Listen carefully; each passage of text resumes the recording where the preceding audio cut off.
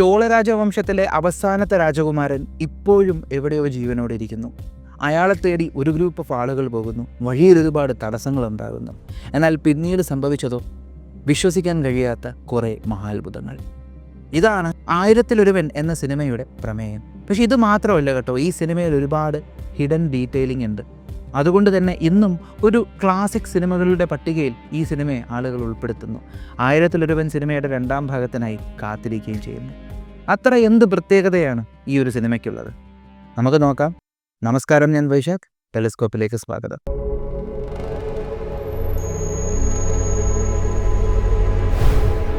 വർഷങ്ങൾക്ക് മുമ്പ് ചോള രാജവംശത്തിലെ അവസാനത്തെ രാജാവ് പാണ്ഡ്യരാജാവുമായി യുദ്ധത്തിൽ പരാജയപ്പെടുന്നു.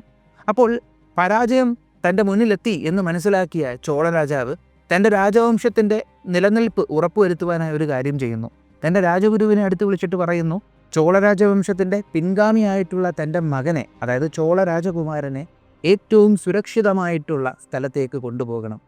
എത്ര കാലങ്ങൾ കഴിഞ്ഞാലും ചോള രാജാവിൻ്റെ ദൂത് വരുന്നത് വരെ അവനെ ഇവിടെ കാക്കണം. അങ്ങനെ ഇവരെന്ത് ചെയ്തു? ഈ രാജഗുരു ചോള രാജകുമാരനെയും കൂടെ കുറേ ആളുകളെയും അതുപോലെ തന്നെ പാണ്ഡ്യരുടെ കുലദൈവത്തിൻ്റെ വിഗ്രഹവും കൂടെ എടുത്തുകൊണ്ട് പോവുകയാണ്. വർഷങ്ങൾക്ക് ശേഷം മോഡേൺ കാലഘട്ടത്തിൽ ഒരു കൂട്ടം ആളുകൾ ഇതിനു പിന്നാലെ സഞ്ചരിക്കുന്നു. എന്നാൽ ഒരു ചരിത്രകാരൻ കണ്ടുപിടിക്കുകയാണ് ചോള രാജവംശം അവസാനമായി പോയി ഒളിച്ചത് വിയറ്റ്നാമിലുള്ള ഒരു സ്ഥലത്താണ്. എന്നാൽ ഈ ഒരു ചരിത്രകാരൻ പിന്നീട് കാണാണ്ടാവുകയാണ്. അദ്ദേഹത്തിനൊരു മകളുണ്ട്. ആ മകളുടെ പേരാണ് ലാവണ്യ. ആൻഡ്രിയ ജെർമിയുടെ ക്യാരക്ടറാണ് ലാവണ്യ. ഈ പുള്ളിക്കാരിക്കും ഈ ഗവേഷണത്തിലൊക്കെ ഭാഗമായിട്ടുണ്ടായിരുന്നു. ഇതിനെക്കുറിച്ച് കുറേ കാര്യങ്ങൾ ഈ പുള്ളിക്കാരിക്കും അറിയാം. അങ്ങനെ ഇരിക്കെ ലാവണ്യയുടെ വീട്ടിന് മുന്നിൽ ഒരു ഗ്രൂപ്പ് ഓഫ് ആളുകൾ വരെയാണ്. സംഭാഷണത്തിൽ നിന്ന് മനസ്സിലാക്കുന്നു ഇവർക്ക് ലാവണ്യയുടെ ഫാദറിൻ്റെ ബാക്കി റീസർച്ച് കണ്ടിന്യൂ ചെയ്യാനും അവിടെ ചോള രാജാവ് ഉണ്ടോ എന്നറിയാനും ആഗ്രഹമുണ്ട്. അതിനായിട്ട് ഇവരൊരു ഒരു പര്യടനം നടത്താൻ പോവുകയാണ്. പക്ഷേ ഇത് ആരും അറിയാതെ അണ്ടർ കവറായിട്ട് ചെയ്യുന്ന ഒരു പര്യടനമായിരിക്കും. അപ്പോൾ ഇതിൽ നിന്ന് നമുക്ക് മനസ്സിലാക്കാൻ കഴിയുന്നുണ്ട്, ഈ വന്നേക്കുന്ന ആളുകൾക്ക് ഒരുപാട് ശക്തരായിട്ടുള്ള ആളുകളുടെ ബാക്കപ്പ് ഉണ്ട്. ഈ ഒരു ടീമിനെ ലീഡ് ചെയ്യുന്ന ആളാണ് അനിത എന്ന് പറയുന്ന ലേഡി. അങ്ങനെ അനിതയും ലാവണ്യയും കൂടെ ഈ ഒരു വിയറ്റ്നാമിലേക്ക് യാത്ര തിരിക്കാനായിട്ട് റെഡിയായി നിൽക്കുകയാണ്. ഇവിടെ ഇവരെ സഹായിക്കാനായിട്ടാണ് കാർത്തിയുടെ കഥാപാത്രമായിട്ടുള്ള മുത്തുവും കൂടെ കുറേ ആളുകളുമായി വരുന്നത്. അങ്ങനെ ഇവർ ആ സ്ഥലത്തെത്തുന്നു. എന്നാൽ വിയറ്റ്നാമിലെത്തിയ സമയം മുതൽ അവർ പറയുന്നു, ആ ഒരു ദ്വീപിലേക്ക് പോകാൻ ആർക്കും ധൈര്യമില്ല. എന്നാൽ അങ്ങോട്ട് പോകുന്നതിനനുസരിച്ച് ഒരുപാട് തടസ്സങ്ങൾ ഇവർക്കുണ്ടാകുന്നു. അവിടെയുള്ള ആളുകളെല്ലാം വിശ്വസിക്കുന്ന ഒരു നാടോടിക്കഥ. അവിടെ ആ മലയ്ക്ക് പിന്നിൽ എന്തോ വലിയ സംഭവമുണ്ട്, അങ്ങോട്ട് പോകാൻ പാടില്ല, പോയാൽ തിരിച്ചു വരാൻ പറ്റത്തില്ല, അങ്ങനെ ഒരുപാട് കാര്യങ്ങൾ. എന്നാൽ ഇതിനെയെല്ലാം തരണം ചെയ്ത് ഇവർ മുന്നോട്ട് പൊയ്ക്കൊണ്ടിരിക്കുന്നു. എന്നാൽ പിന്നീട് അടുത്ത ദിവസം ഇവരൊരു സ്ഥലത്ത് പോയി ക്യാമ്പ് ചെയ്യുമ്പോഴത്തേക്കും ലാവണ്യ, അതായത് ആൻഡ്രിയ ജെർമിയുടെ ക്യാരക്ടർ എന്ന് പറയുന്നു, ഒരുപാട് ബുദ്ധിമുട്ടുകൾ ഉണ്ടായതുകൊണ്ട് പറയുകയാണ് ഇവിടെ പാമ്പുകൾ വരാനുള്ള സാധ്യതയുണ്ടെന്ന് പറയുന്നു. പക്ഷെ അവരാരും കേൾക്കുന്നില്ല. അങ്ങനെ മുത്തു ലാവണ്യ അടുത്ത് ചെന്നപ്പോഴത്തേക്കും അവിടെ ഉണ്ടായ ഒരു സംഭാഷണത്തിൽ നിന്ന് മുത്തുവിന് മനസ്സിലാക്കാൻ കഴിയുന്നുണ്ട്, ഇവർ ഈ യാത്ര ചെയ്യുന്നത് അന്ന് കാണാണ്ടായിപ്പോയ ചോള രാജകുമാരനും ആ രാജഗുരുവും കൂടെ സഞ്ചരിച്ച പാത, ആ പാത ഏതാണെന്ന് ഒരു പാണ്ഡ്യ സൈന്യാധിപൻ താളിയോലയിൽ കുറിച്ച് വെച്ചിട്ടുണ്ട്. ആ സംഭവങ്ങൾ നോക്കിയാണ് ഇവർ മുന്നോട്ട് പോയിക്കൊണ്ടിരിക്കുന്നത്. അപ്പോൾ അതിൽ പറഞ്ഞേക്കുന്ന 7 തടസ്സങ്ങളിൽ 3 ഇവർ ഓൾറെഡി ഫേസ് ചെയ്തു. അടുത്തത് വരാൻ സാധ്യതയുള്ളത് പാമ്പുകളാണെന്ന് പറഞ്ഞു തരുന്നതിന് മുമ്പ് തന്നെ അവിടെ പാമ്പുകൾ വന്ന് ഒരുപാട് പേരെ ആക്രമിക്കുന്നു.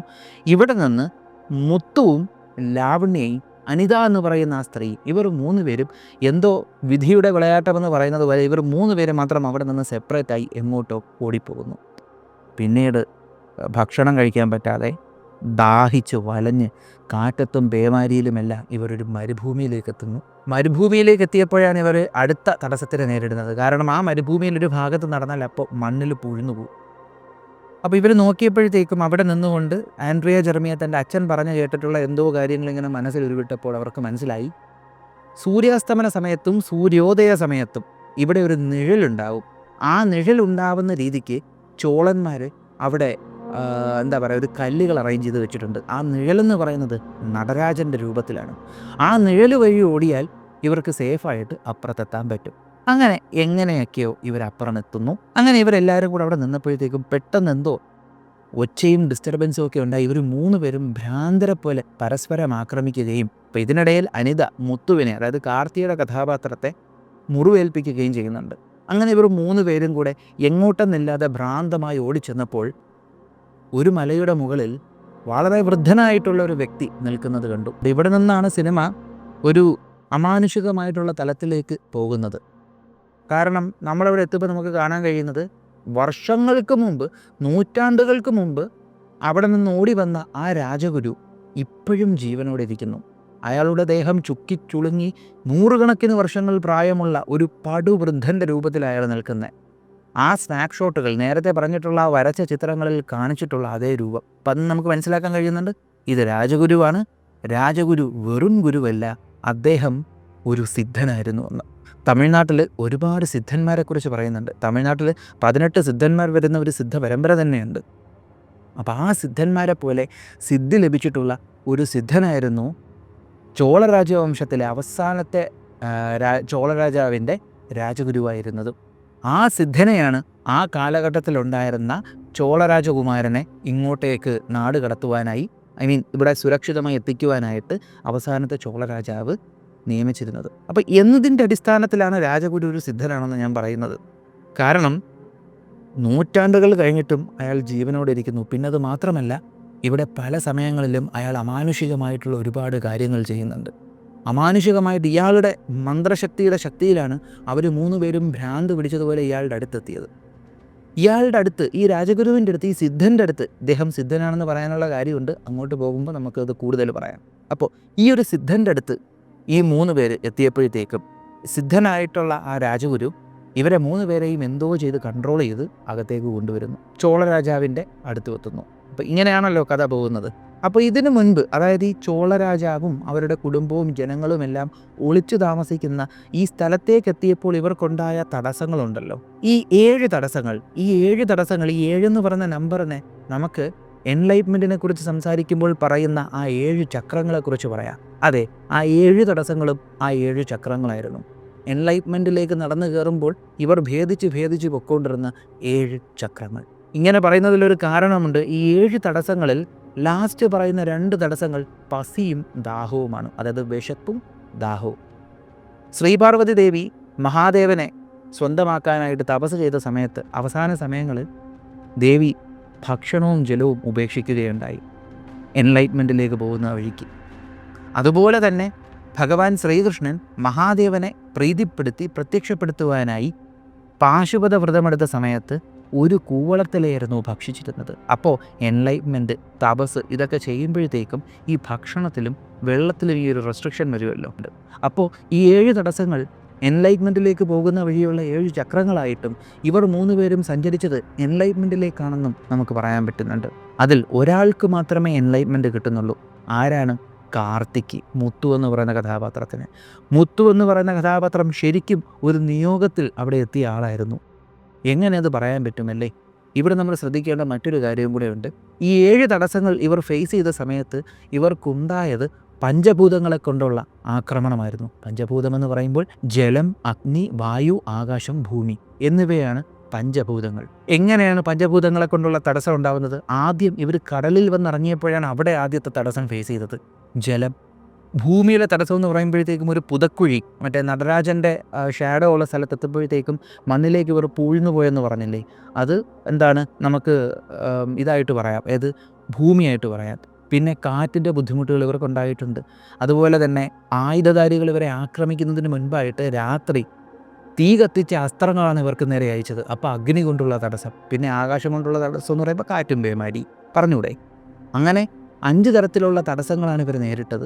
ഈ 5 തരത്തിലുള്ള തടസ്സങ്ങൾ, പഞ്ചഭൂതം, ഇത് എൻലൈറ്റ്മെൻറ്റുമായിട്ട് എങ്ങനെ നമുക്ക് കണക്ട് ചെയ്യാൻ പറ്റും? അതിലേക്ക് വരുന്നതിന് മുൻപായിട്ട് നമുക്ക് പണ്ട് തമിഴ്നാട്ടിലുണ്ടായിരുന്ന സിദ്ധറുകൾക്കിടയിലുണ്ടായിരുന്ന ഒരു സിദ്ധൻ എഴുതിയേക്കുന്ന ഒരു കൃതിയിലെ ഒരു സ്റ്റാൻസ, ഒരു പാടൽ നമുക്ക് പറയേണ്ടിയിരിക്കുന്നു. ആ സ്റ്റാൻസ ഇങ്ങനെയാണ് പോകുന്നത്: അഞ്ചെഴുത്തിലെ പിറந்து അഞ്ചെഴുത്തിലെ വളർന്ന് അഞ്ചെഴുത്തെ ഓതുകിன்ற പഞ്ചഭൂത പാവികൾ അഞ്ചെഴുത്തിൽ ഓരെഴുത്ത് അരുന്ത് കൂറവല്ലിരേൻ അഞ്ചൽ അഞ്ചൽ என்று നാഥൻ അമ്പലത്തിലാടുവേ. അപ്പോൾ ഇതിൻ്റെ ഒരു അർത്ഥമെന്ന് പറയുമ്പോൾ 5 എഴുത്തിൽ പിറന്നു, 5 എഴുത്തിൽ വളർന്നു. ഈ 5 എഴുത്തെന്ന് പറയുന്നത് നമശിവായ എന്ന് പറയുന്ന ആ 5 ലെറ്റേഴ്സാണ്. ഈ നമശിവായയിലെ ഓരോ ലെറ്റേഴ്സും ഓരോ എലമെൻറ്റിനെ സൂചിപ്പിക്കുന്നുണ്ട്, ഓരോ ഭൂതങ്ങളെ സൂചിപ്പിക്കുന്നുണ്ട്. അങ്ങനെ പഞ്ചഭൂതങ്ങൾ, 5 എലമെൻറ്റ്സ്. അതാണ് ആ പറഞ്ഞത്. മനുഷ്യ ശരീരം പഞ്ചഭൂതങ്ങളാൽ നിർമ്മിതമാണെന്ന് പറയുന്നുണ്ട് അല്ലേ? വളരെ ഫേമസ് ആയിട്ടുള്ള കാര്യം അത്. അപ്പോൾ അഞ്ചെഴുത്തിൽ പിറന്നു. നമ്മൾ 5 എലമെൻസിലാണല്ലോ ജനിക്കുന്നത് അല്ലേ? അഞ്ചെഴുത്തിൽ വളർന്നു. നമ്മൾ 5 എലമെൻസ് ഉള്ള ഈ ഒരു ശരീരവുമായിട്ടല്ലേ വളരുന്നത്. നമ്മുടെ വളർച്ചയിൽ ഓരോ ഘട്ടങ്ങളിലും ഈ 5 എലമെൻസിൻ്റെ സഹായവും നമുക്ക് വേണം. അഞ്ചെഴുത്തെ ഓതുകിன்ற പഞ്ചഭൂത പാവികൾ. അതിൻ്റെ അർത്ഥം എന്ന് പറയുമ്പോൾ ഇങ്ങനെ വളർന്ന പഞ്ചഭൂതങ്ങൾ കൊണ്ട് നിർമ്മിതമായിട്ടുള്ള പാപികൾ അഞ്ചെഴുത്ത് ഓതുന്നു, അതായത് മന്ത്രിക്കുന്നു, നമശിവായ മന്ത്രിക്കുന്നു എന്ന്. അടുത്തത് അഞ്ചെഴുത്തിൽ ഓരെഴുത്ത് അരുന്തുകൂര വല്ലിരേൻ അഞ്ചൽ അഞ്ചൽ என்று നാഥൻ അമ്പലത്തിലാടുവേൻ. ഈ അഞ്ചെഴുത്തിൽ ഓരെഴുത്ത് അരുന്തുകൂര വല്ലിരേൻ എന്ന് വെച്ചാൽ 5 എഴുത്തുകളിൽ ഒരു എഴുത്ത്, ഒരു ലെറ്റർ പറയേണ്ട രീതിക്ക് പറഞ്ഞാൽ, അല്ലെങ്കിൽ പറയേണ്ട ആൾ പറയേണ്ട രീതിക്ക് പറഞ്ഞാൽ അഞ്ചൽ അഞ്ചൽ என்று നാഥൻ അമ്പലത്തിലാടുവേൻ. അതായത് ചിത്താകുന്ന ആ ഒരു അമ്പലത്തിൽ, ചിത്താകുന്ന ആ ഒരു സ്റ്റേജിൽ നടരാജൻ ആ ഒരു അമ്പലത്തിൽ അമ്പലവാനൻ ആനന്ദതാണ്ഡവം ചെയ്യുമെന്നാണ് പറയുന്നത്. ഈ അമ്പലവാനൻ എന്ന് പറയുന്നത് തമിഴ്നാട്ടിൽ മഹാദേവനുള്ളൊരു പേരാണ്. ആടിയപാതനെ അമ്പലവാനനെ എന്നൊക്കെ പറയുന്ന പാട്ടുകളൊക്കെ ഉണ്ട്. ഇത് സൂചിപ്പിക്കുന്നതെന്ന് പറയുന്നത് നമ്മുടെ മനസ്സിൽ ആനന്ദതാണ്ഡവം ഉണ്ടാകുന്നതെന്ന് പറയുമ്പോഴത്തേക്കും നമ്മൾ എൻലൈറ്റഡ് ആകുന്ന സിറ്റുവേഷൻ എന്നാണ് പറയപ്പെടുന്നത്. അപ്പോൾ ഇതിൻ്റെ ഒരു അർത്ഥം എന്ന് പറയുമ്പോഴത്തേക്കും പഞ്ചഭൂതങ്ങളാൽ നിർമ്മിതമായേക്കുന്ന ഈ ശരീരത്തിൻ്റെ, മനുഷ്യ ശരീരത്തിൻ്റെ തടസ്സങ്ങൾ എന്ന് പറയുമ്പോൾ ടെംപ്റ്റേഷൻ, അറ്റാച്ച്മെൻറ്റ്, ലോക സുഖങ്ങളിലേക്കുള്ള ആ ഒരു ആർത്തി, ഇതൊക്കെ കിടക്കുമ്പോൾ ഇതിനെയൊക്കെ മറികടന്ന് നമ്മുടെ മൈൻഡിനെ ഏകാഗ്രമായി കൊണ്ടുപോയാലാണ് എൻലൈറ്റ്മെൻറ്റ് കിട്ടുന്നത് എന്നൊരർത്ഥം നമുക്കിതൊന്ന് വായിച്ചെടുക്കാം. ഇതല്ല, ഇതിനെക്കാട്ടി ഒരുപാട് ആ ഒരു 4 ലെറ്ററിനെ കുറിച്ച് പറയേണ്ടതുണ്ട്. അതൊന്നും ഇവിടെ പറയേണ്ട കാര്യമില്ല, കാരണം നമ്മൾ ഈ ഒരു സിനിമയുടെ സ്റ്റോറി എക്സ്പ്ലെയിൻ ചെയ്യണം അല്ലേ. അപ്പം അതാണ് ആ പറഞ്ഞേക്കുന്നത്. ഇത് സൂചിപ്പിക്കുന്നത്, ഇത് ഞാനിവിടെ പറയാനുള്ള കാര്യം എന്താണ്, നടരാജൻ്റെ ഈ ഒരു ഷാഡോയിൽ കൂടെ ഇവർ പോകുന്നതിന് മുൻപ് ഇവർ ഫേസ് ചെയ്തത് പഞ്ചഭൂതങ്ങളെ കൊണ്ടുള്ള തടസ്സങ്ങളാണ്. അപ്പോൾ പഞ്ചഭൂതങ്ങളുടെ ടെംപ്റ്റേഷൻസിനെയും തടസ്സങ്ങളെയും അതിജീവിച്ച് ഇവരെത്തിയപ്പോഴാണ് അഞ്ചൽ അഞ്ചൽ என்று നാഥൻ അമ്പലത്തിലാടുവേൻ, ആ ഒരു ആനന്ദ താണ്ഡവത്തിലൂടെ ഇവർക്ക് മുന്നോട്ട് പോകാൻ കഴിഞ്ഞതും ഇവരുടെ ലക്ഷ്യത്തിലെത്താൻ കഴിഞ്ഞതും. ഈ ലക്ഷ്യത്തിലെത്തുന്ന ആളുകളിൽ ഒരാൾ കാർത്തിക്ക് എൻലൈറ്റ്മെൻറ്റ് കൂടെ കിട്ടും. ഈ എൻലൈറ്റ്മെൻറ്റിനെ കുറിച്ച് പറയുമ്പോൾ ഞാൻ നേരത്തെ പറഞ്ഞൊരു സ്റ്റാൻസയുണ്ട്, അഞ്ചെഴുത്തിൽ ഒരെഴുത്ത് അരുന്തുകൂര വല്ലിരേൻ. അതായത് 5 എഴുത്തിൽ ഒരു എഴുത്ത് പറയേണ്ട രീതിക്ക് പറഞ്ഞാൽ, ഇത് അങ്ങോട്ട് പോകുമ്പോൾ ഒരു കാര്യം എക്സ്പ്ലെയിൻ ചെയ്യാൻ ആവശ്യമുണ്ട്, ഓർത്ത് വെച്ചേക്കുക കേട്ടോ. അപ്പോൾ ഇപ്പം മനസ്സിലായല്ലോ എന്താണ് നടരാജൻ്റെ ആ ഒരു ഷാഡോ തന്നെ ഇവിടെ വന്നതിൻ്റെ കാര്യമെന്ന് പറയുന്നത്. ഇവർ ഇവിടെ എത്തി, ചോളന്മാരുടെ ഈ സ്ഥലത്തെത്തി, പിന്നീടുണ്ടാകുന്ന സംഭവങ്ങളെന്ന് പറയുമ്പോൾ കുറേ പേര് ശത്രുപക്ഷത്തിൽ പോകുന്നു. അത്രയും നേരവും കൂടെ ഉണ്ടായിരുന്ന ആളുകൾ ഒരു ഉദ്ദേശത്തോടു കൂടിയാണ് വന്നത്. എന്താണ്? പാണ്ഡ്യന്മാരുടെ ഈ ഒരു പ്രതിമ അവർക്ക് തിരിച്ചു കൊണ്ടുപോകാനായിട്ട്. അപ്പോൾ ഇവിടെ ഉണ്ടായിരുന്ന ശക്തരായിട്ടുള്ള ആളുകൾ എല്ലാവരും തന്നെ, അതായത് ഇവരുടെ കൂടെ വന്ന ശക്തരായിട്ടുള്ള ആളുകളിൽ ബഹുഭൂരിപക്ഷം ആളുകളും ഇവർ സർവൈവ് ചെയ്ത പാണ്ഡ്യരാജവംശത്തിൻ്റെ പിൻഗാമികളായിരുന്നു. ഇവർ 9 പേരും വളരെ ശക്തമായിട്ടുള്ള പല പൊസിഷൻസും അലങ്കരിക്കുന്ന ആളുകളാണ്. കാലാകാലങ്ങളായി ചോളന്മാർക്കെതിരെയുള്ള ദേഷ്യവും അതുപോലെ തന്നെ കാലങ്ങൾക്ക് മുമ്പ് ഇവർ തട്ടിക്കൊണ്ടുപോയ പാണ്ഡ്യരുടെ കുലദൈവത്തിൻ്റെ വിഗ്രഹം കൊണ്ടുവരണമെന്നുള്ള ലക്ഷ്യവുമെല്ലാം ഇവരെ പറഞ്ഞു പഠിപ്പിച്ച് പല രഹസ്യമായിട്ടുള്ള കാര്യങ്ങളും ഇവരെ പഠിപ്പിച്ചിരുന്നു. പാണ്ഡ്യന്മാർക്കറിയാവുന്ന, അതായത് പണ്ടത്തെ കാലഘട്ടത്തിൽ സിദ്ധന്മാരിൽ നിന്ന് കൈമാറി വന്നിട്ടുള്ള പല രഹസ്യമായിട്ടുള്ള കാര്യങ്ങളും പഠിപ്പിച്ചിട്ടുണ്ട്. അപ്പോൾ ഇതേ ശക്തി, ഈയൊരു രഹസ്യമായിട്ടുള്ള ടെക്നിക്കുകളൊക്കെ വെച്ചിട്ടാണ് റിമാസെൻ്റെ കഥാപാത്രമായിട്ടുള്ള അനിത അവിടെ മാജിക് പ്രയോഗങ്ങളൊക്കെ കാണിക്കുന്നത്. മറ്റുള്ളവരെല്ലാവരും ചോളദേശത്തിലേക്ക് കൊണ്ടുപോകാനായിട്ടുള്ള ഒരു ദൂതനെയാണ് കാത്തിരിക്കുന്നതെങ്കിൽ ഈ സിദ്ധൻ കാത്തിരിക്കുന്നത് മറ്റൊരാളെയാണ്. അപ്പോൾ ഈ ഒരു സിദ്ധൻ ബോധം കെട്ട് വീഴുന്ന സമയത്താണ് റിമാസൻ, അവരാണ് ചോളന്മാർ പറഞ്ഞു വിട്ടേക്കുന്ന ആ ഒരു ദൂതൻ ആ ഒരു മെസ്സഞ്ചർ എന്ന് കള്ളത്തരം പറയുന്നു. അപ്പോൾ ഉടനെ തന്നെ പാർത്ഥിബൻ്റെ കഥാപാത്രമായിട്ടുള്ള ആ ഒരു ലാസ്റ്റ് ചോളരാജാവ് ചോദിക്കുകയാണ്, സന്ദേശം പറയൂ. അപ്പോൾ വളരെ ബുദ്ധിപൂർവ്വം റിമാസൻ്റെ കഥാപാത്രം ചോളരാജാവിൻ്റെ അടുത്ത് പറയുന്നു, രഹസ്യമായിട്ട് ഒറ്റയ്ക്ക് മാത്രമേ എനിക്ക് നിങ്ങളടുത്ത് അത് പറയാൻ പറ്റുള്ളൂ എന്ന് പറയുന്നു. ഈ പുള്ളിക്കാരി പറയുന്ന ഓരോ കാര്യങ്ങളിൽ നിന്നും, പുള്ളിക്കാരിയുടെ ചേഷ്ടകളിൽ നിന്നും പുള്ളിക്കാരി എന്തൊക്കെയോ കള്ളത്തരങ്ങൾ പറയുന്നുണ്ടെന്ന് മനസ്സിലാക്കി ഇവരെ ഇങ്ങനെ ഭീഷണിപ്പെടുത്തുന്നുണ്ട്, പേടിപ്പിക്കുന്നുണ്ട്. എന്താ പറയുന്നത്? നിൻ്റെ കണ്ണിലെ കൃഷ്ണമണി മാറുന്നു, നിൻ്റെ നടത്തയിൽ പ്രശ്നമുണ്ട്, നീ എടുക്കുന്ന ശ്വാസത്തിൽ വ്യത്യാസമുണ്ട്, നീ പറയുന്നത് കള്ളത്തരമാണെന്ന് പറയുന്നുണ്ട്. ഇത് സൂചിപ്പിക്കുന്നത് മൈക്രോ എക്സ്പ്രഷനെയും ബോഡി ലാംഗ്വേജിനെ കുറിച്ചുമാണ്. ഇതൊരു പക്ഷേ ഇദ്ദേഹത്തിന് പഠിപ്പിച്ചു കൊടുത്ത സിദ്ധനായിരുന്നായിരിക്കാം. കാരണം ഈ ലക്ഷണശാസ്ത്രം എന്നും പറഞ്ഞൊരു സാധനമൊക്കെ ഉണ്ട്. അതിലെല്ലാം ഈ സിദ്ധന്മാർ ഭയങ്കര പ്രാവീണ്യം തെളിയിച്ചിട്ടുള്ള ആളുകളാണ്. ആ സിദ്ധന്മാരിൽ നിന്ന് ഈ ഒരു രാജാവ് കാലാകാലങ്ങളായിട്ട് പഠിച്ചെടുത്തതായിരിക്കും ഈ ഒരു ലക്ഷണശാസ്ത്രം. ഈ ഒരു ലക്ഷണശാസ്ത്രം വെച്ചിട്ട് തന്നെ ആയിരിക്കും ഇദ്ദേഹം ഇത് എന്താ പറയുക, മൈക്രോ എക്സ്പ്രഷനും ബോഡി ലാംഗ്വേജും ഒക്കെ വെച്ച് പറഞ്ഞത് നീ കള്ളത്തരമാണ് പറയുന്നത്. പക്ഷേ പുള്ളിക്കാരി ഒരു ഒന്നാന്തരം കള്ളത്തരം പറഞ്ഞോളായി. എന്താണ്? ഇത്ര ബുദ്ധിമാനായിട്ടുള്ള രാജാവിൻ്റെ അടുത്ത് പറയേണ്ട ഒരു കള്ളത്തരം.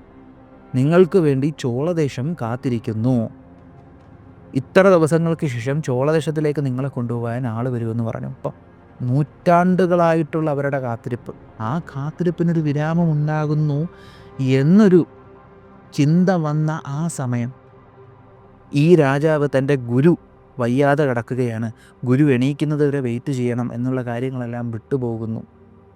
അപ്പോൾ ഇവർ പറഞ്ഞതെല്ലാം സത്യമാണോ എന്നറിയാനായിട്ട് കാലാകാലങ്ങളായി ഇവരുടെ ചുവരിൽ വരച്ച് വെച്ചേക്കുന്ന ചിത്രങ്ങൾ പോയി നോക്കുന്നു. ചിത്രങ്ങൾ പോയി നോക്കുമ്പോൾ മുതുകത്ത് പുലിയടയാളമുള്ള ഒരാൾ വരുമെന്നും അയാൾ തന്നെയാണ് എന്താ പറയുക, സന്ദേശം പറയാൻ വരുന്ന ആളെന്നുമൊക്കെ ഇദ്ദേഹത്തിന് മനസ്സിലാവുന്നുണ്ട്. ആർക്ക്? ഈ ചോളരാജാവിന്. പക്ഷേ ഈ ചോളരാജാവ് നോക്കുന്നൊരു കാര്യമുണ്ട്. മുതുകത്ത് പുലിയുടെ അടയാളമുള്ളൊരു മെസ്സഞ്ചർ വരും, ആ മെസ്സഞ്ചർ വന്നിട്ട് എൻ്റെ കണ്ണീര് തുടയ്ക്കും, എൻ്റെ വിഷമത്തിനൊരു പരിഹാരം കാണും, എന്നിട്ട് ഒരു മഴ പെയ്യുമെന്നാണല്ലോ കിടക്കുന്നത്, എൻ്റെ വിഷമത്തിനൊരു പരിഹാരവും നീ പറഞ്ഞിട്ടില്ല, മഴയും പെയ്തിട്ടില്ല എന്ന് പറഞ്ഞു. അപ്പോൾ ഈ റിമാസൻ്റെ കഥാപാത്രമായിട്ടുള്ള അനിത വീണ്ടും പറയും, അതൊക്കെ നിങ്ങൾ ആഗ്രഹിക്കുന്നത് പോലെ തന്നെ നടക്കും എന്ന് പറയുന്നു. അപ്പോൾ ഈ ഒരു ഭ്രമത്തിൻ്റെ പുറത്ത് അദ്ദേഹം ശ്രദ്ധിക്കേണ്ട ഒരു കാര്യം വിട്ടുപോവുകയാണ്.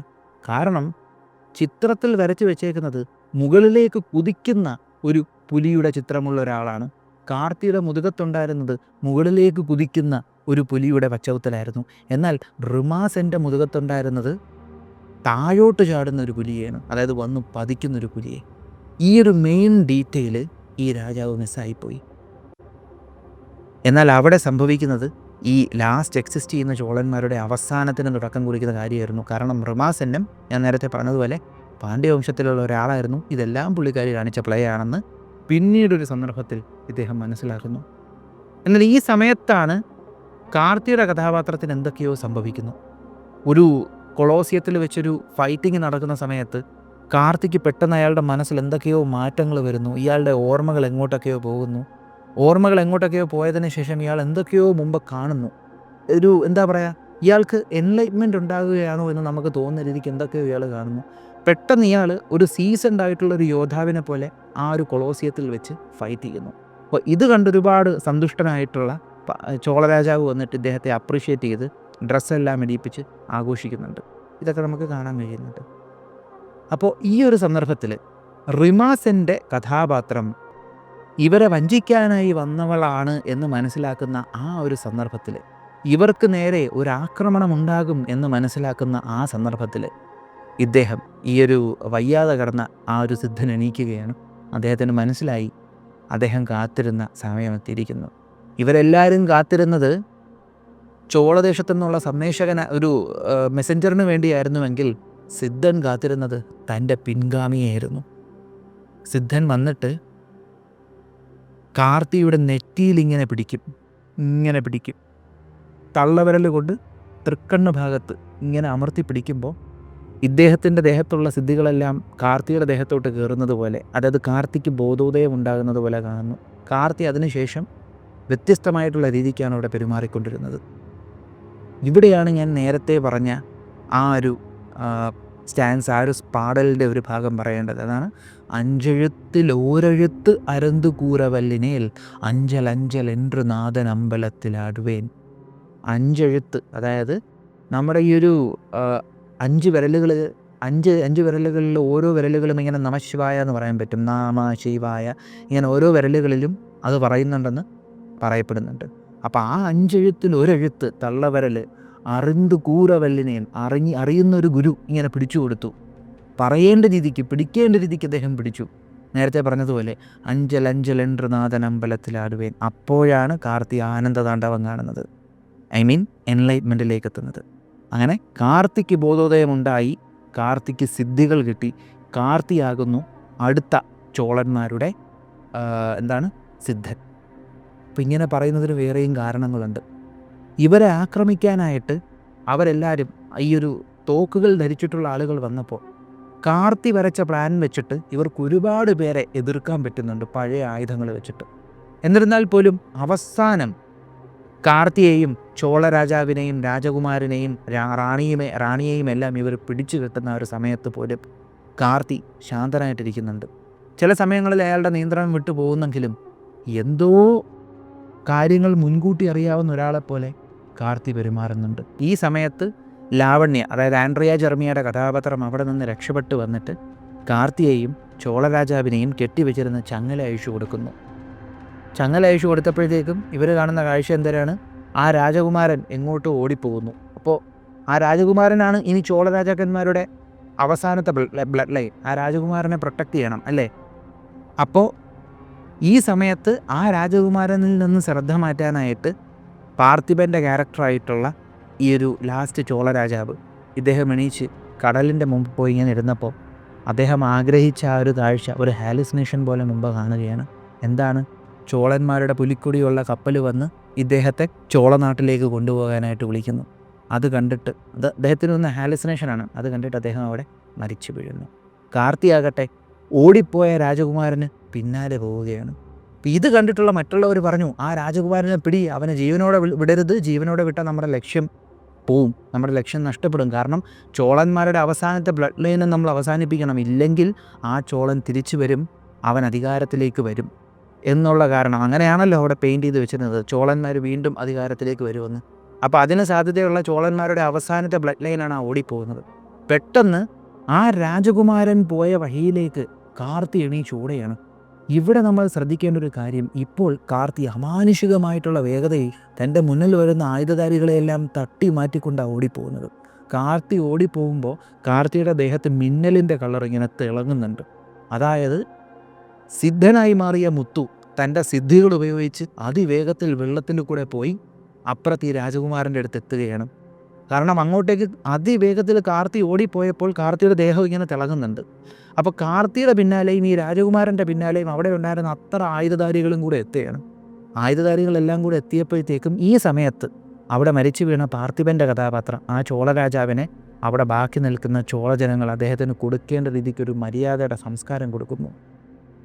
ഓടിപ്പോയ കാർത്തി നേരെ പോയി അവിടെ ഒളിച്ചിരുന്ന ആ ചെറിയ ചോള രാജകുമാരനെ എടുത്ത് ഒക്കത്തിരുത്തുകയാണ്.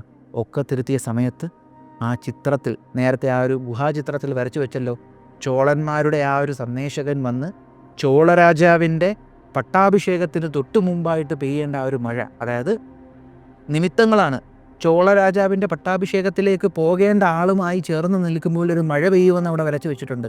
ഈ രാജകുമാരനെ കാർത്തിയെടുത്ത് ഒക്കത്തിരുത്തിയപ്പോഴത്തേക്കും മഴ പെയ്തു.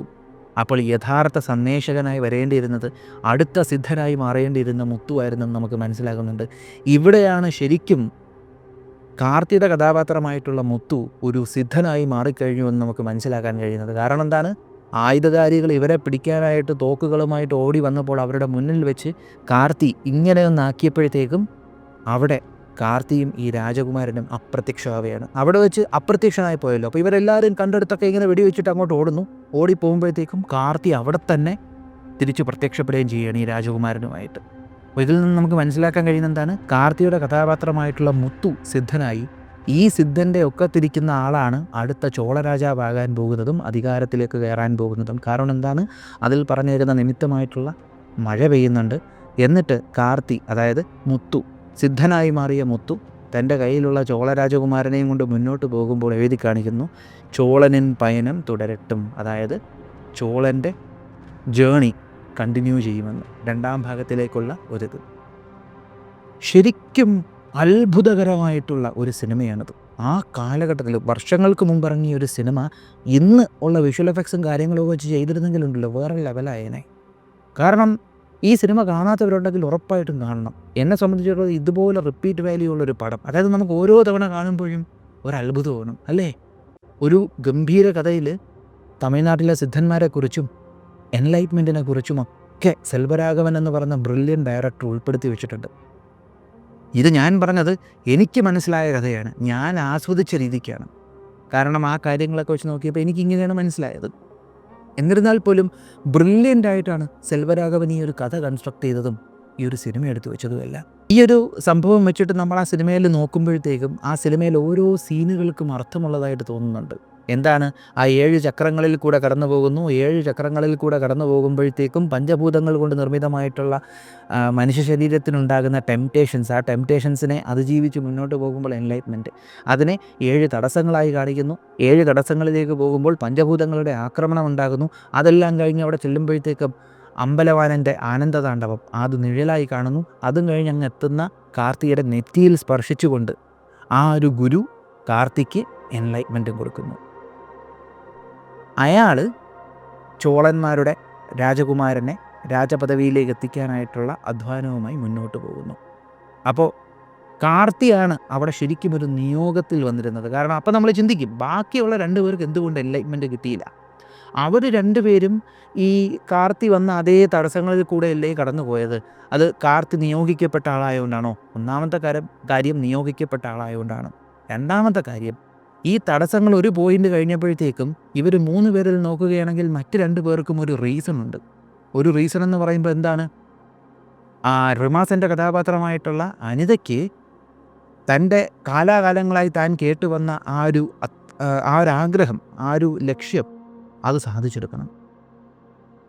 ലാവണ്യ എന്ന് പറയുന്ന ആൻഡ്രിയ ജെർമിയുടെ കഥാപാത്രത്തിൻ്റെ ആഗ്രഹം എന്താണ്? തൻ്റെ അച്ഛൻ്റെ റിസർച്ച് പ്രൂവ് ചെയ്യണം, തൻ്റെ അച്ഛനെ രക്ഷിക്കണം, തൻ്റെ അച്ഛൻ്റെ കാര്യങ്ങൾ അറിയണം. ഇവർക്ക് 2 പേർക്കും സ്വാർത്ഥമായ താല്പര്യമുണ്ട്. ഒരു പോയിന്റ് കഴിയുമ്പോൾ കാർത്തിക്ക് സ്വാർത്ഥമായ താല്പര്യമില്ല.